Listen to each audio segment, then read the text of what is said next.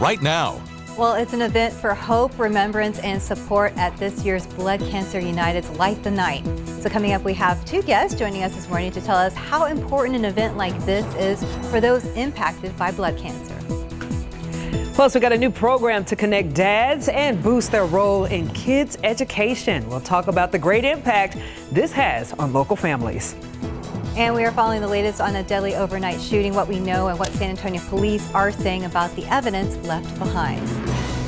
And good morning, and thanks so much for getting up with us, getting your day started on this October the 9th. Before we get into that live cam weather and all that top stories, we want to talk about something very exciting that this one likes. Yes, extremely exciting. So Starbucks is teaming up with Hello Kitty starting on November 6th, so not October, next month. Starbucks coffee houses across the U.S. and Canada will start featuring Hello Kitty merchandise. This includes plush toys, coffee mugs, and tumblers. We love it. Definitely Steph's happy place right now. Okay, so Starbucks also giving a sneak peek at its new menu for the holiday season, and that includes, help me out on these names, because Starbucks got some names on them. Okay, I already messed it up. Peppermint mocha, caramel brulee latte, iced sugar cookie latte, and iced gingerbread chai. Yes. The new menu will also be available starting November the 6th. Like, I already messed up. I got so nervous on that. Yeah, well, look, I am already ready. Oh, you got to look. Yeah, Steph always gets ready with a Hello Kitty mirror, so that's how you know how much of a fan she is. Hey, if you got a mirror outside, don't shine it at the sun because you might burn something, right, Shelby? The sun is that sun is definitely going to be in the eyes. Oh, there's that Hello Kitty. We're ready. Which I just found out is not actually a cat, which still blows my mind. Yes, but today is going to be a good day. Although it's not Christmas time yet, don't worry, you can still get iced coffee because it's definitely going to still be feeling like fall. Temperatures right now still sitting in those 70s, already near 80 degrees as you head towards Del Rio, sitting at 78 degrees, 67 still in Kerrville. Now, not only are we still sitting in the 60s for some folks this morning, this afternoon is expected to be another warm day, 92 degrees in San Antonio, a little cooler in the hill country, sitting in those upper 80s. Now, don't worry, we do have some cooler air on the way, but not our afternoon temperatures, only our morning, because of that big area of high pressure still sitting in areas of Texas. That's normally what gives us the warm temperatures in the triple digits in the summer. And for us now in the fall, it's still giving some summer-like temperatures sitting in the 90s, while we're also tracking Tropical Storm Priscilla. It could bring in some precipitation, not necessarily for San Antonio, but for areas of West Texas. But it could have some impact with that moisture for San Antonio. I'll break down what you need to know for your weekend, plus take a look at that moisture that's possible for San Antonio coming up in just a bit. Thank you, Shelby. Let's look out there with TransGuide right now, looking at some of the cameras around town. Yep, this is a big one. There's a crash at I-10 at Vance Jackson. This happened like after 8:30 this morning. This is I-10 eastbound at Vance Jackson. So if you are traveling in that area, just be aware there's a bunch of lanes closed. I mean, you still can get through, but you can see it's going to kind of hold you up there in traffic. But that is the biggest incident happening right now. Well, now to your top stories at 9. One man is dead after a shooting on the city's west side, and this morning San Antonio police are still searching for a suspect. Now, police found the victim just before 3 this morning, and this was on a sidewalk near Old Historic Highway 90. The victim had a gunshot wound to the head and was pronounced dead at the scene. Well, officers say that victim's car had bullet holes in the windshield. As for a suspect, they are looking at security footage from a nearby store, hoping to learn more. Well, a construction project is at a standstill this morning after a worker died at the site earlier this week in Medina County. This happened off of County Road 683 near Lido. KSAT confirmed that there was a death involving a worker and a construction equipment, specifically a large truck that had unfortunately hit that person. The site is the future home of the Rowan Digital Infrastructure's Cinco project, a supersized data center that was reported on last week. Turner Construction, which is the company overseeing this project, says that all work on the site is suspended so investigators can figure out what exactly happened. Well, expected in court today are the two teen brothers accused in the deadly shooting of 14-year-old Simon Cuevas. And their charges in this case were previously downgraded from capital murder to assault causing bodily injury. The hearings is scheduled in this case and expected to take place any minute now. We'll keep you updated on what happens later on, again here at KSAT Plus, KSAT 12, and KSAT.com. Well, jury selection will begin today in the case of a woman shot and killed by police officers. Nathaniel Villalobos, Eleazar Alejandro, and Alfred Flores are all charged in the death of Melissa Perez in July 2023. They're accused of shooting Perez after she was having some kind of mental health crisis.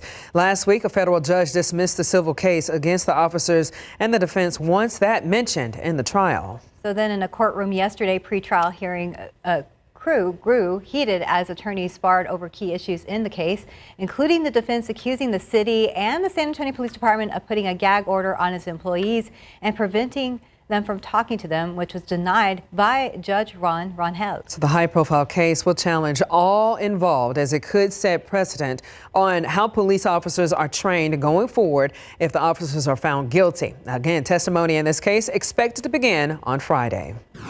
Well, Texas cities could be at risk of losing state and federal funding if they don't get rid of artwork and murals on streets and crosswalks. Governor Greg Abbott sent a directive to the Texas Department of Transportation about this less than 24 hours ago. The governor said the initiative is to keep Texans moving safely and free from distraction. Now, the governor's press conference and press office declined an interview with KSAT and instead resent a link to the governor's press release. His press release reads in part, quote, "The Texans expect their taxpayer dollars to be used wisely, not advance political agendas on Texas roadways." You know, people want to say, that we're about small government. This is an example of big government. When you take and stick your hand into another government, which is the city of San Antonio, I have faith in the city of San Antonio. I have faith in our city council. I have faith in our police department. I think that the governor is itching for a fight, and I think he's going to get that. Well, cities and counties have 30 days to comply with the governor's order. Otherwise, they are at risk of losing state and federal funding and any agreements with TxDOT. Well, happening this weekend, Blood Cancer United, formerly the Leukemia and Lymphoma Society, is stepping up its game to fight more than 100 types of blood cancers. Yeah, and joined by KSAT community, they are gathering at the Rocket La Cantera for Light the Night, which is a heartfelt event honoring those survivors and raising money that makes a difference. And joining us this morning, we got Mrs. Debbie Castro, is the mother to a blood cancer survivor, and Christine Martinez, who's the campaign development manager at Blood Cancer United, South Texas, Central Texas. Thanks so much. Thank you both for being here. And, we'll start with you first, Debbie. Just a little bit about what this means to you. Light the Night, we understand that you have, a son, Patrick, who has been kind of dealing with blood cancer for quite some time, and you have Team Patrick. Yes, Team Patrick was organized back in 2014, and we've been raising money for the cause, and it's been a great experience for us and for our family. It's a family team and friends group. So, Mrs. Martin, it's going to be a beautiful event. I'm excited. This location that is taking place is just going to give everybody access to attend, correct? Yes. It is a new location for us, and free parking, so that's a big change that we haven't had in the past. And hopefully, just with all of the new flyovers, you can even see the lanterns as you're driving over, so maybe that'll inspire some people to join us at the last minute. Mm-hmm. And Christine, just for people at home, we see Blood Cancer United, and this is for years had been the Leukemia and Lymphoma Society. Can you tell people at home a little bit about why the change in the name and why that might impact more people? Yes, absolutely. So in September, we recently changed from Leukemia and Lymphoma Society to Blood Cancer United because there are more than 100 different types of blood cancers, and not all of them have the name leukemia or lymphoma. And so if someone was diagnosed with a myeloma, even though we help them as an organization, they may not have known that. And so as an organization, we want to make sure that we're helping patients from the first day that they're diagnosed, and that they're not learning about us when it's too late. Ms. Castro, I know, you have a direct testimony to this event and why it's so important to you. How does it feel when you are being surrounded by so many with similar stories, some successful, some, not successful, but just everybody there unified? Well, it's definitely the word unified because it takes many people to make this organization the money that it needs to raise the money for the research and advocacy and helping patients and their families in their time of need. So for me, it is easy because I've seen the successes for the organization and for the teams, because it is a team event. The different teams, we all are striving for the same thing, raising the money. Speaking of teams, I mean, you're with Team Patrick, obviously, and tell us a little bit about Patrick. He's 29 years old now, right? Yes, ma'am. He's doing very well. He is my strength. He's our family's strength. He's shown us that he's a great success. He works out, he works, and he's very positive. Anything that comes his way, and that's our positive for the family. That's our drive. That's our drive, and it makes it easy. A lot of teams. I mean, Team Yes. Patrick, and there's a lot of teams Yes. over for Light the Night. Yes, yes, and we have teams that are in honor of and celebrating the survival, and then unfortunately we do have those who are remembering their lost ones, and that's what our goal is to have more of our white lanterns, which is for the survivors, and less of our gold lanterns, which is in memory of.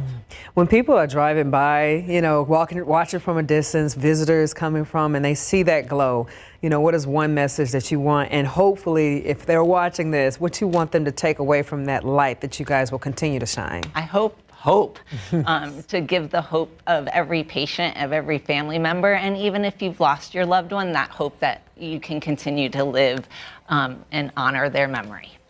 Well, absolutely. Thank you both for being here this morning on GMSA at 9, and we look forward to the event this weekend. Again, it's happening Saturday at 6 p.m. over at the Rock at La Cantera. And of course, you see a QR code. We've been flashing it all morning, all week. You see it right there. Please get up to your screen and scan it right now to donate. Now, admission is free. Registration open to all who wish to participate. And again, thank you guys so much for taking time out to join us this morning. Thank you very much.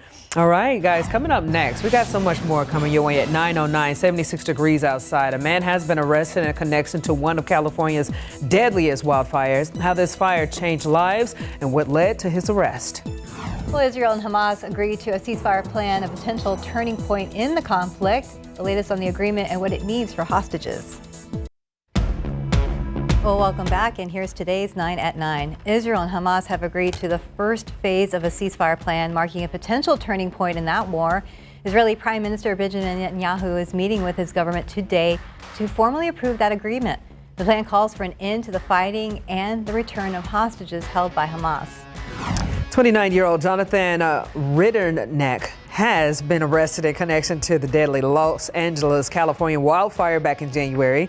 The Palisades fire has since been deemed the 9th deadliest wildfire in California history, and it destroyed thousands of homes and businesses and scorched nearly 24,000 acres.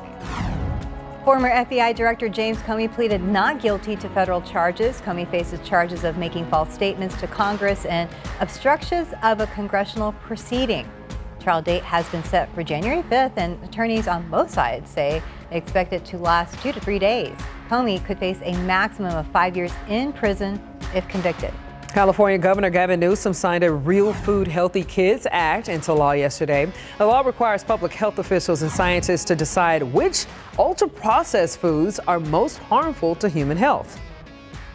Well, Toyota is recalling more than 300,000 vehicles over a malfunction with the rear-view camera. The safety alert covers certain Tundra, Tundra Hybrid, and Sequoia models built between November of 2021 and July of this year. The camera could show a distorted green image or even full blackout. Sam's Club now joining Costco in selling weight loss drugs at a discount. Sam's Club pharmacies will sell a 1-month supply of Wegovy or Ozempic for $500. An original artwork by late TV host and painter Bob Ross is set to be auctioned off. So 30 of Ross's paintings will be sold at various auctions. The first, set for November 11th, it will feature 2 pieces, Home in the Valley and Winter's Peace. Funds raised will support public television after those federal funding cuts. Internal Revenue Service fleeing and feeling the impact of the government shutdown. Officials say that nearly half of the IRS's 74,000 employees being furloughed under a new shutdown contingency plan. 2022 Inflation Reduction Act money kept staff funded for only the first 5 business days. And the maker of M&M's, hoping something cool will be hot, it has introduced its first ever freeze-dried M&Ms. Wow, the process creates a crispy caramel middle, and they'll be available in early November. You know, those things look suspect to me. Anytime I see the freeze-dried foods, like I saw that they got them in Skittles, in a Skittles. Do you like freeze-dried ice cream? I don't know what that is, to be honest. Like, is it a texture? I'm like a texture person. Well, they do it with the fruit also. They do the fruit. So what is it? Is it Freeze-dried like, apricots was my go-to as a kid. Yeah, is it just crunchy? Kind of. You just have to keep it in the freezer. Just give me a regular M&M. Well, yeah, I mean, those are easier, less Yes. maintenance. Just go with the regular M&Ms. Yeah. And I mean, freeze-dried, it might be the only thing frozen around here. Oh, okay. But it is Thursday, so it's the latest drought monitor. So I have my handy iPad here to show you the comparison between last week's drought monitor and this week's drought monitor. So right now, this is what we saw for the drought monitor last week. We've been talking about that drought for months now. This is almost 4 years of continual drought for us here in San Antonio. So I wanted to show you, this was last week's drought monitor, and then as I slide this over, this is this week's. Not much of a difference, right? In fact, little to no difference. The only difference we see is right here up in areas near Gillespie County. They did start to add that abnormally dry area. That's not even considered to be in a drought. It's just considered to be abnormally dry. So once again, here's what we're seeing currently for the drought monitor. And as we go to the last week's, that's really the only thing that we see differently between last week's to this week's drought monitor. Now, despite the drought, we're still seeing the conditions fairly comfortable right now, but otherwise, the tropics are starting to become a little more active. We're tracking Tropical Storm Priscilla, Tropical Storm Octave, and then about a 90% chance of development in areas of Mexico. Now, you may be wondering, why am I talking about it? We need the rain here in San Antonio. Well, here's why. All of that moisture associated with Priscilla and that potential, that 90% chance of development, is also going to contribute to our weather in San Antonio. Now, it's not going to bring any rain chances, sadly, but what it is going to bring is all that moisture associated with it is going to impact areas near the desert southwest, but also a few chances of some rain can creep into areas of West Texas, which is also in that extreme and that exceptional drought from El Paso all the way over to Fort Stockton and even up into the Panhandle. Sadly for us in San Antonio, the rain chances look very slim to if anything, and that's next week. But what that means for us is all that moisture associated with it is also going to contribute to our humidity and our dew point. Now for us, it's not going to really start to impact us till next week, but today and tomorrow and even into the weekend, it's going to be beautiful, because we have an area of high pressure sitting over San Antonio, and that's what's allowing the moisture to go straight to the north and to the west of us and not really in San Antonio and in the Alamo City. And that's why temperatures today already in those mid to upper 80s by lunchtime, near 90 degrees by the afternoon, still seeing those mostly clear skies. And that all is going to persist as we head into the evening hours. Still some slightly breezy winds, and this weekend, much of the same, similar to what we've been seeing, copy paste, that low humidity on Saturday. Some of it tries to creep in as we get into Sunday with that mixture of the clouds and that sun, but otherwise for us, much more of the copy paste of the same temperature forecast for us in San Antonio. But like I mentioned, we do have that tropical storm Priscilla just off the coast of Baja California, with that heat high sitting in areas of north and to the west of Texas, and that's going to be the weather maker. It is still going to allow our temperatures to be above average, still see the temperatures a little on the warmer side than what we would like. Now, how much warmer? Well, here's a look at your 7-day forecast. As we go throughout today and tomorrow, still pretty much copy paste. Temperatures waking up at about 67 degrees as Saturday and Sunday go forward, 65 degrees for our morning low. So if you want the cooler temperatures in the mornings, that is okay. You just have to wait till tomorrow, and it's going to feel a lot cooler. We're feeling that low humidity for us in San Antonio. Seeing those afternoon conditions, still having most of the sunny skies for us in the Alamo City. Some partly cloudy to mostly cloudy skies on Monday, Tuesday, and Wednesday. Still seeing much of the same. I know we've been talking about it. We sound almost like a broken record, but really waking up in the 60s, afternoon temperatures in the 90s. Traditionally, we should have at least our first cool front in areas of San Antonio by now, but really, it's not looking like it. All right. Okay, well, at least a little cooler Saturday morning. Enough of a difference. Yeah, we know the evenings have been nice, so can't complain about that. Thank you, Shelby.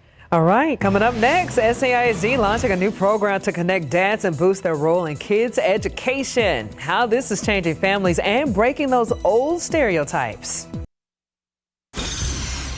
Welcome back. It's 9:25. Well, SAISD has a student population of about 44,000 students, and with that many students come as thousands of parents and specifically thousands of dads. Yeah, again, that number, this is in a perfect world. Realistically speaking, we're thinking, like you said, thousands of fathers.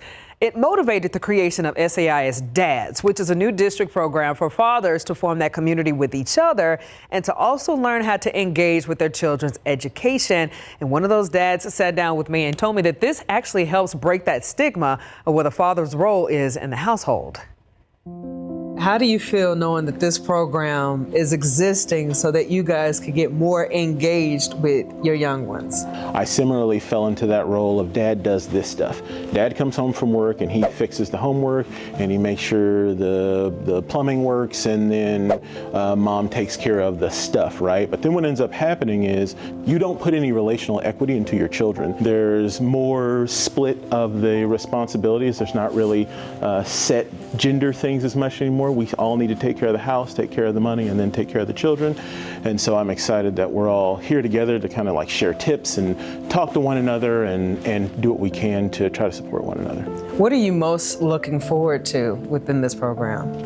Connecting with other dads. I think it is understated sometimes or underappreciated how much dads want to be a part of their kids' lives and how much we want to invest, but sometimes we don't have the tools, sometimes we don't have the support, sometimes we don't have the knowledge. Are your kids looking forward to seeing you participate? I think so, and I think I'm really excited to show them, for them to be a part of as many things as they can, and then for them to sort of hold me accountable as well. As like, Dad, you learned that skill, are you doing it? Hey, we talked about this way of supporting, has that happened? So I think it opens up a lot of communication. I try to really treat my kids like people, and so if I'm trying to get better at a relationship with them, I think this could be a really integral tool for that.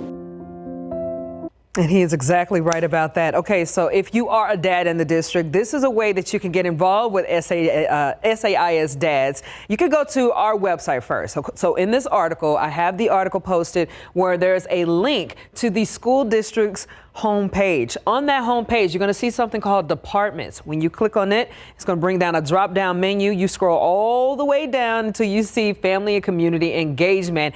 And on this particular page, that's where you're going to end up finding ways that you can contact the district directly to if you want to participate in SAIS Dads or if you want to learn about the upcoming sessions that they got with the fathers. But all in all, a great resource to have for our fathers to stay engaged with their kids. Definitely a great resource. Thank you, Japhanie.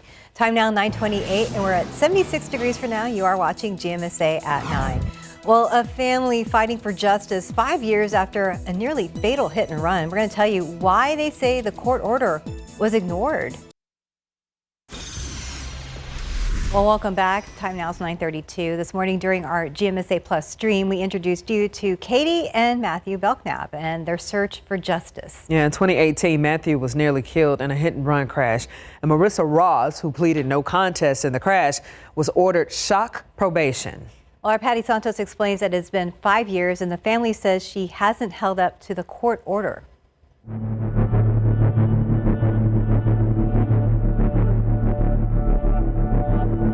Katie Belknap says after months of asking for Marissa Ross's letters requesting to talk to the judge and calls to the district attorney's office and probation office, she and Matt have been let down by the justice system. You don't get to pick and choose what you follow. And there's got to be accountability. The judge orders something. It has not happened. 42 months, I didn't get a single letter. She's made it clear she's not coming to Georgia. I feel like there's been no repercussions. Probation didn't file anything. Everybody just chose what to follow. KSAT could find no online court records of probation violations, but Katie says Ross has yet to make the annual 2-week trip to care for Matt and The letters came after she started calling everyone in the Bexar County justice system for answers. A statement from District Attorney Joe Gonzalez's office says although his office didn't prosecute the case, they've intervened to assist in getting the Belknap's answers, adding that the case was transferred to the Bexar County Adult Probation Office for supervision, and they have, quote, not been notified by the probation department of any violations, end quote, and can't take any action.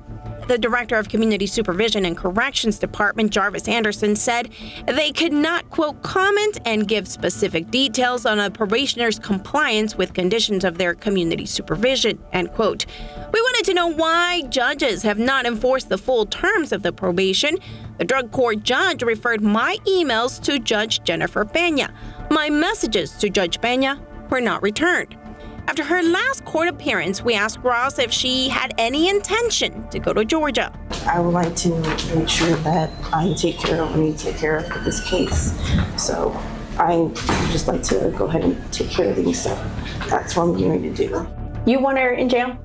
There's just no remorse whatsoever. Yeah, I think she needs to go for the 10 years like this is ordered. And this 10 years is a flat 10 years.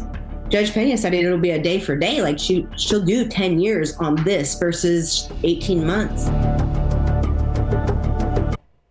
Well, in court, the judge said a hearing will be set to address whether she will go to Georgia. By the way, this is Ross's most recent mugshot. In August, she spent a week in jail, which was part of her probation requirement. And it didn't appear in court records that had happened until this year. Now, ultimately, Belknap says that accountability lies in Ross, who knew the terms of her probation. All right, looking ahead to tomorrow, we got a new chapter begins for Uvalde students with the grand opening of the Legacy Elementary School. Uvalde CISD Moving Foundation will celebrate the completion of this brand new school after nearly 20 months of construction. The two-story campus features 36 classrooms and with the space for up to 800 students. Legacy Elementary ready to welcome 3rd, 4th, and 5th graders next fall. And inside, there's a special memorial that's going to be there honoring the lives lost at Robb Elementary that happened in 2022 with a large oak tree artwork symbolizing the teachers and the children victims. Ernie Zuniga is going to be live there. Again, this is taking place tomorrow to bring us that coverage. Happening today at 10. It's less than 30 minutes. We got a health care job fair where the goal is to connect employees with local talent. Some agencies that will be there include UT Health San Antonio, Methodist Healthcare, and University Health System. And this is taking place until 2 this afternoon at Pre-K 4SA on Medical Drive. And also happening today right now until 1 p.m. an inclusive job fair aimed at connecting job seekers with and without disabilities to local employers at the Data Point Career Center. So the fair is going to provide accessibility accommodations like sign language interpreters and assistive technology, along with career coaching and workforce resources. So more than 30 employers will be on site for interviews, so make sure to bring those resumes and of course dress professionally. All right, let's look outside real quick with live cam. 76 degrees outside, beautiful skies. Shelby, what's going on? Well, although we do have some beautiful skies in San Antonio, what you don't see is the pollen in the sky. Now, we're not afraid of pollen here in South Texas, but it is still something you need to take account for as you go throughout the day. Now, take a look. Ragweed is sitting at moderate levels today, while molds are still low for most of us here in South Central Texas. Now, traditionally, as we take a look at the allergen calendar, we are still in the middle, in the thick of ragweed and fall elm season. We only get about a month or so between seasons, between ragweed and fall elm and the famous mountain cedar season. Now, molds are all year round, and molds are also because of any sort of moisture and rain that is fallen in areas of South Texas. Take a look at the water vapor satellite imagery. What this shows us is where we're seeing the dry air and where we're seeing moisture. And what we do see is some dry air in portions of the plains in portions of the country, and also some dry air out to the west near LA and San Diego. That dry air will be making its way closer to San Antonio as we go throughout the next few days, also bringing some humidity behind it. I'll break down your weekend forecast of what you need to know temperature-wise coming up in just a bit. Thank you, Shelby. We're in your morning consumer news. A look at the latest reports out of the Federal Reserve. That's right. Some changes that could impact your next vacation if you are at a theme park lover. We got Maribel Aber explaining.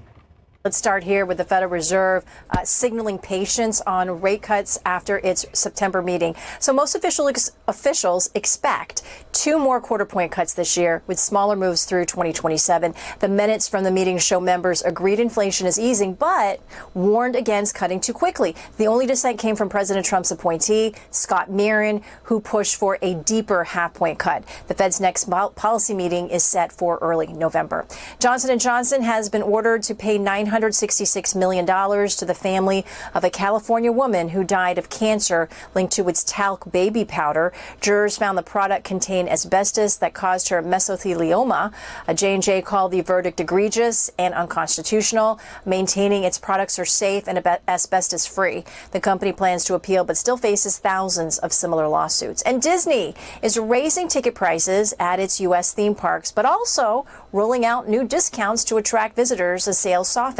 At Disney World, one-day tickets now start at $119. That's about $5 more than last year. Prices peak at $209 a day for busy weeks like Christmas and New Year's, while multi-day stays through July include nightly discounts of up to $250. In California, base prices for Disneyland remain $104, although peak day tickets climb 9% to $224. State residents can buy a 3-day pass for $249, good from January through mid-May. That's expensive. I'll tell you, that's why a lot of adults on social media will go by themselves, single, no kids, only them to worry about. Yeah, it's still a good time and it's still costly. Yeah, still expensive for a single person. Okay, it's 9:40 right now. We got 76 degrees outside, and you're watching GMSA at 9. Well, a Pride celebration changing venues after some online controversy. What's behind the move and what's next for Riverside Pride? Welcome back. It's 9:44, and the Riverside Pride Festival is moving to a new location this weekend after a post on social media caused some controversy. It was originally set for the Comal County Fairgrounds, but the festival will now be held at the Faith UCC Church in New Braunfels this Saturday. The move comes after State Representative Carrie Isaac raised concerns about an all-ages drag show on the schedule, citing potential legal risks under Texas law. However, Riverside Pride says the drag show is family-friendly and not sexual. However, it changed venues to address security issues and misinformation. It's culture, it's not crime, it's not harmful to children, and we're not going to stop having drag shows. We started to see more misinformation turn into security concerns. We decided that we had to find a different venue. Now, both sides say the security was a factor. And KSAT is still looking into what role this had in the decision-making process. Speaking of New Braunfels, we get to this one. It's become the fastest growing cities in the nation over the past 10 years. And Visitors Bureau confirmed that it's not just people moving there, but people visiting there making a huge difference. Well, the report showed that in 2024, hospitality in New Braunfels had a $1.3 billion economic impact. Part of that accounted for over $380 million in wages and employing more than 16,000 workers. Okay. A lot of businesses popping up in the area as well. A lot of businesses are also doing a lot more outdoorsy things, and they're hoping for some cooler weather. But I mean, even if we don't have cooler weather, it's still going to be beautiful with that low humidity. And this afternoon, I want to brace you, it's still going to be a little toasty. Yeah, okay. We're still expecting our afternoon temperature today to get to about 92 degrees. And like I've been mentioning, we are still expecting some cooler temperatures. But for us, that really arrives tomorrow. Today, like I mentioned, 92 degrees expected to be our peak temperature in San Antonio, 94 all the way up in Austin. And over the next week, similar to what we're experiencing today, still that copy-paste forecast. If you're wanting some cooler fall-like temperatures in the afternoon, you just have to wait a little longer. Our average temperature is expected to be about 85 degrees, climatology speaking, over a 30-year span.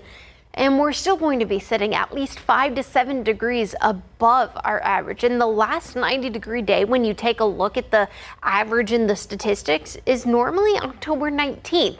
Last year, our last 90-degree day was actually November 4th. Previous years, they've all been in October. So if we still see temperatures in the 90s as we head throughout the rest of the month of October, I wouldn't be surprised considering if you look at all the data from the last few years, we've all been in the 90s. Now, over the next few days and over the next few weeks, we are expected to still stay above average. This is that temperature outlook over the next 6 to 10 days. Above average temperatures for most of us here in San Antonio, up through the Red River, up all the way through the Red River of the North in North Dakota and Minnesota. But what we're watching is for a chance of some below average temperatures just to the west.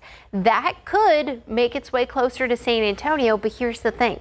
It is still about 2 weeks away, so you definitely will want to check back with us as we'll continue to keep you posted, especially because it's fall. Everyone wants the fall-like conditions, the first cold front, and not necessarily the cool fronts that give us some cooler temperatures. Traditionally, when you look at the data, once again, climatologically speaking, we see our first cold front normally around September 23rd. That's the average. But in October, that's when we do start to see some sort of cold fronts from 2023 to 2015 and even 2019. Now for us, starting today, we are still expecting temperatures to be on the warmer side. But as we go through tomorrow, here's a look at the little query. The top headline should be saying low temperatures tomorrow morning, didn't change over. But as I take a few little queries, starting off tomorrow morning in San Antonio, waking up at about those low 70-degree marks. But as we go up to the portions of the hill country along I-10, we are expecting temperatures to stay a little cooler, sitting in those 60s.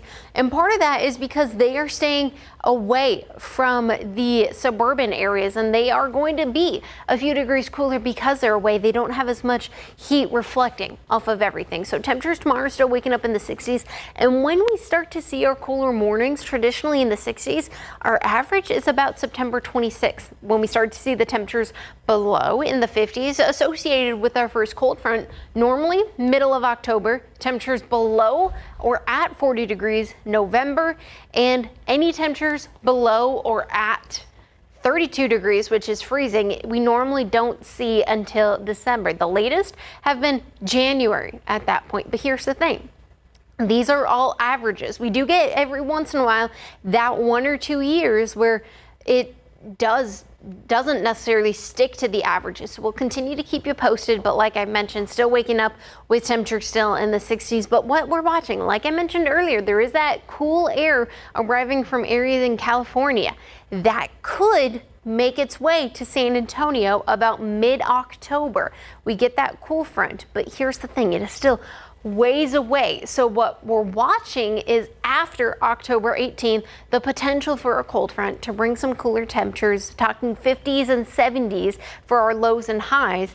But this is still 2 weeks away. So you will want to check back with us. We'll continue to keep you posted. Here's a look at your 7-day forecast. You're waking up in the 60s, afternoon temperatures in the 90s, pretty much copy paste forecast, similar to what we've been seeing. I wish I had better news for the weather forecast, but it's going to be low humidity, so there's the good news. Hey, well, we got better news, because if you don't want to be outside, you can sit inside and watch a good show. Yes, our friends at SA Live are definitely gearing us up for tonight, right, Fiona? Well, yeah, and more on that in a second, okay? But all week long in the SA Live office, all we've been talking about is what we are currently watching or binging, or what we are looking forward to watching, especially with all the kind of new shows and seasons dropping this fall. Do you guys have anything that you are looking forward to or currently watching? Okay, I am currently watching a lot of, because it's October, you got a lot of those Halloween little things. So I'm a scary movie person. I'm kind of twisted too. So I like that Monsters Ed Gein that's on Netflix right now. But what I'm looking forward to is definitely Wicked for Good coming up in November. That's right. I think we're all excited for Wicked. I just started I love football. I just started the new Chad Powers TV show, and I've watched 2 of the episodes, and so far I absolutely love it. So my viewing habits are whatever my husband, my daughter are watching, but I'm familiar with Chad Powers because, Luis started watching it last night, and so I was in and out, but it looks pretty good. So that was one thing I was going to mention. And the other one that I was looking forward to, we already blew through it. We blew through Wednesday already. That's believe she was going to blow through it. We did. We might have taken us like 2 days, and that was it. And Daphne, the SA Live office is kind of right there with you on the Ed Gein story. And Ted here, photographer Ted, is just saying no. Look, I just want to know. He said he can't believe what happened in the first episode. Right, I was just going to say the first 5 minutes, very jarring. So if kids are looking, do not watch that show. Okay, thanks, guys. We want the rest of you guys to weigh in, and we'll see what you're watching in the show in just a little bit. Speaking of that, like they said, tonight, Grey's Anatomy Season 22 kicks off, and we chat with a couple of the actors and get some of the tea. And Jen is at a new place to work out. Hey there, Jen. That's right. We're at the Yard Gym. I have Chastity joining me now, and this is new to San Antonio. Tell me about what the workouts are all about here. Yeah, so we just got here maybe in May. We opened up a location down in the Castle Hills area, and then Broadway is actually our second location.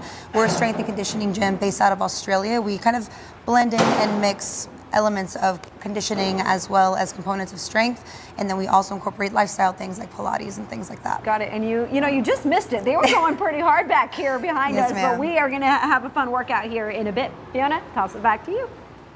Well, from a family kitchen to stores across the state, how one small local vendor has taken off with chorizo, and how your small business could get some help breaking out as well. And we unwrap a sweet spot uncovering the rich musical past of a newly renovated Gunter Hotel. Wait till you see this. And go ahead and qualify your front entryway, your home, your business. These gorgeous pumpkin displays can come to you. We're going to tell you about the only local business doing this in town. All that and more when SA Live continues in just a few. Hey, welcome back. It's 9:56, and boys and girls of every age had a chance to see something kind of strange, kind of spooky, creepy, or even crawling at this year's ZooBoo. And guests of all ages can visit the 39th annual celebration through October the 31st, which is Halloween. Our Andrew Wilson got a never-before-seen sneak peek of all the haunts in store. ZooBoo, presented by PNC Bank, is happening right now at San Antonio Zoo. And there's so many amazing things, from the new John and Grelly Les Spider Rainforest, new for 2025. Now, I know that sounds kind of scary, but it's not. There are wonderful spiders inside in their own habitat. So it's such a unique opportunity to be able to be amongst the butterflies, floating all around you. It's beautiful photography opportunities, but then you also get to learn about spiders, and maybe you won't be as scared of them when you leave, but they're inside their own terrariums and habitats, and you're able to get up close and look at them. But you're protected because they're in their own habitat. The last hour of every day, we have free trick-or-treating. So you can wear your costume every day from now through Halloween. And on Halloween, we're gonna have special events happening all day long, and we'll have 2 hours of trick-or-treating. Love ZooBoo all the time. Hey, let's look out there with our TransGuide cameras, looking at I-10 at Vance Jackson. It looks like that crash that was there earlier looks like it's cleared. Things are moving now, so that is good news for drivers along I-10 at Vance Jackson. And one thing that was visible throughout all the live cams and the TransGuide cameras was those beautiful clear skies because of that area of high pressure, just sitting and camping in areas of North Texas, and that's allowing for any sort of rain or moisture to really move around San Antonio, which isn't good considering we're still in that drought, but it also will give us some drier conditions over the next few days. But we're also watching Tropical Storm Priscilla just off the coast of Baja California, because that could move some of its moisture into areas of Texas. Most of it is going to be in areas of West Texas, but we could start to see some moisture make its way to San Antonio, not adding any rain chances necessarily, but also that cloud coverage bumping our morning temperatures up to the 70s. Not feeling very spooktacular in the fall-like conditions, but still definitely something that before the moisture is going to return, definitely some cooler temperatures and feeling more fall-like in the mornings. All right, not yet, but maybe closer to Halloween. Yes. There's still hope. We'll take it. Keep our fingers crossed. All right, guys, thanks so much for joining us. And I already know your favorite SA Live starts right now. Celebrating San Antonio with the city's #1 lifestyle and variety show. This is SA Live.